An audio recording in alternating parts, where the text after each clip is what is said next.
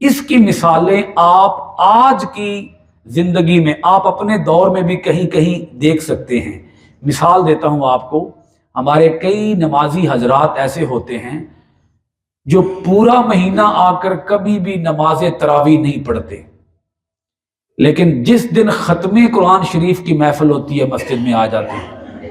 آ کے 20 تراویحاں پوریاں پڑھن گے ختم قرآن شریف کے دن، کیونکہ انہوں نے پتہ ہے بھی آج سپارہ تے پڑھینا کوئی نہیں، آج 20 سورتان دے مارتے 4.5 جی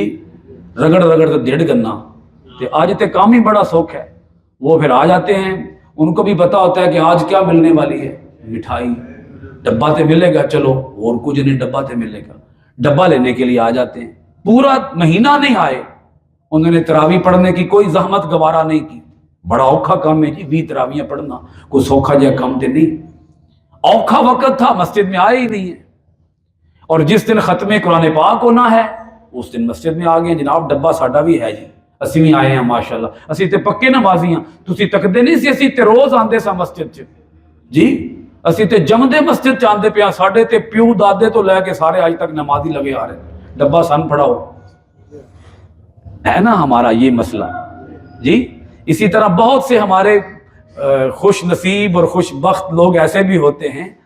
جنہوں نے روزہ رکھا کوئی نہیں ہوتا، افطاری ہو تو کوئی بلائے فٹ وہاں پہنچ جاتے ہیں، ماشاءاللہ جی ہم تو روزے سے ہیں،